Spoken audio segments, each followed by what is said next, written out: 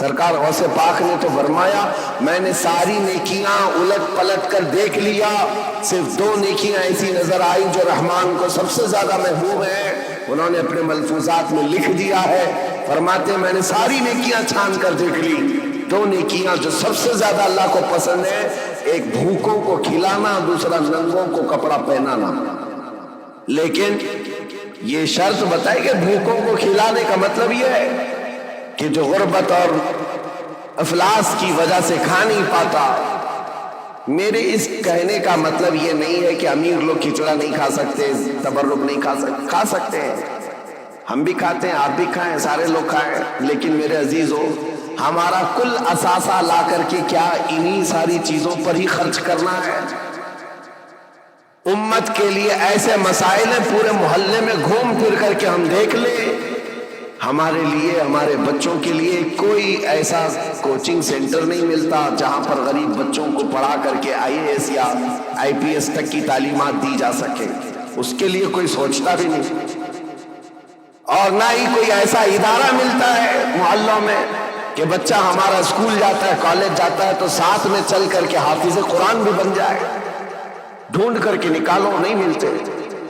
ہماری لاکھوں کی ایک مشت رقم جو ہے صرف ہمارے ایک وقت کے کھانے میں چلی جاتی ہے، ایک وقت کے کھانے میں۔ میں آپ کو یہ بات اس لیے عرض کر رہا ہوں، جب مسائل بہت زیادہ ہیں تو جو امپورٹنٹ مسئلہ ہے اس پر اپنی انرجی خرچ کرنا چاہیے، اس پر ڈسکس بھی ہو اور اس کے لیے عمل بھی ہو۔ میرے عزیزو مجھے ایک بات یاد آتی ہے، ہمارے ایک استاد، ان کی یہ سوچ تھی، وہ مثال کے طور پر میں عرض کر رہا ہوں، ہمارے ایک ساتھی نے ہماری شکایت کی کہ حضرت جو کپڑے پہننا ہے سارے طلبہ کو، اس کے علاوہ ایکسٹرا یہ کپڑے پہن لیتا ہے میرے بارے میں۔ کہا یہ صدری پہن لیا یا جاکٹ پہن لیا، کہا جو اسٹوڈنٹس طلبہ پہن رہے ہیں اس کے علاوہ ایکسٹرا یہ۔ تو انہوں نے کہا کہ بالکل میں سب کو برابر دیکھنا چاہتا ہوں، کس کو کیا پہننا چاہیے۔ اور اس کے بعد انہوں نے ایک جملہ کہا تھا ان کو شکایت کرنے والوں کو، کہا اس کی طرح 4 صفحے سبق تو بھی سنا دے اور تو بھی اسی کپڑے پہن دے۔ ہاں اگر کسی کام میں تم پورے اترے ہوئے ہو اور دوسرا تمہاری دیگر ضروریات بھی پوری کر رہے ہو تو کوئی مسئلہ نہیں۔ میرے کہنے کا مطلب یہ ہے کہ آپ بڑی بڑی نیازیں کریں، لیکن اس وقت جب امت کی مستقبل کی ضروریات پوری ہو رہی ہو پھر کھانا بھی کھلائیں، دیگیں بھی چڑھائیں، اچھا ہے، عرس بھی کریں۔ یہاں حالات تو یہ ہیں کہ ہم یتیمی کی حالت میں آ گئے ہیں آج۔ میاں کتنے تو ایسے ہمارے مسلمان کپلز ہیں اپنے چھوٹے چھوٹے بچوں کو لے جا کر کرسچن اسکول کے باہر کھڑے کرتے ہیں اور ایڈمیشن کے لیے پاپڑ بیلنے پڑتے ہیں، اور ان کو کتنی مرتبہ وہاں پر عیسائی نن ہو کہ پادری ہو تانے مارتے ہیں، ٹانٹ مارتے ہیں، کتنی مرتبہ ایسی شکایتیں آئیں۔